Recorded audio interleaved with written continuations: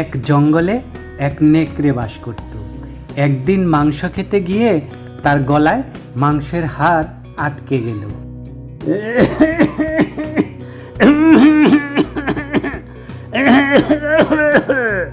ও, গলায় হাড্ডি ফেসে গেল রে, এখন কি করি? ইস, এটাকে যে কি করে বের করি? একা একা তো কিছুতেই বের করতে পারবো না, কারো হেল্প নিতে হবে। একটু খুঁজে দেখি, যদি কাউকে খুঁজে পাই তাকে বলবো বের করে দিতে। নেকড়ে জঙ্গলের রাস্তা দিয়ে চলতে থাকলো। কিছু দূর যাওয়ার পর নেকড়ে একটা ছোট্ট খরগোশের দেখা পেল। সে খরগোশকে বলল, ভাই, একটু সাহায্য করবে? আসলে আমার গলায় একটি হাড্ডি ফেসে গেছে, কিছুতেই বের হচ্ছে না, বের করে দাও না। আমি আর তোমাকে সাহায্য করব না।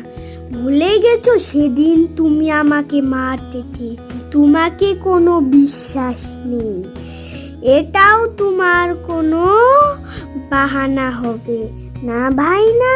আমি তোমাকে কোনো সাহায্য করব। নেকড়ে মনের দুঃখে আবার হাঁটা শুরু করলো। তার মনে মনে ভাবলো, এবার যারই দেখা পাবো, যেভাবেই হোক তাকে রাজি করিয়েই ছাড়বো। হাঁটতে হাঁটতে নেকড়ে একটি নদীর তীরে এসে পৌঁছালো।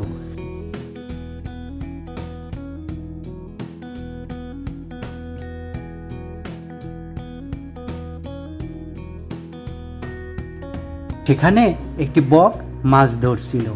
তার লম্বা ঠোঁট দেখে নেকড়ে অনেক খুশি হলো। এই তো এতক্ষণে আসল লোকের দেখা পেয়েছি। বগের তো অনেক বড় লম্বা ঠোঁট, ও খুব সহজে আমার গলা থেকে হাড্ডি বের করে দিতে পারবে। ওকে যেভাবেই হোক রাজি করাতেই হবে। এই ভেবে নেকড়ে বগের কাছে গিয়ে বলল, বগ ভাই, জানো ভাই, এই নদীতে না অনেক মাছ আছে।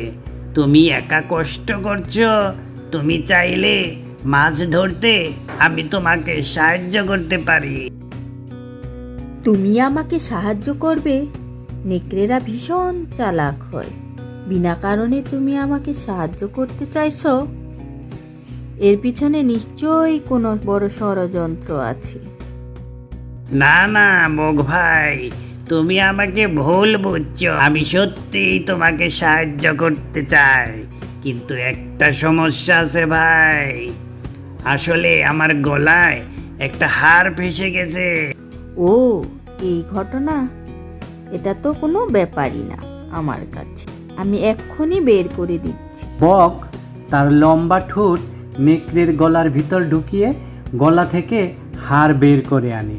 তারপর বলে, চলো এখন দুজনে মিলে মাছ ধরি। মাছ?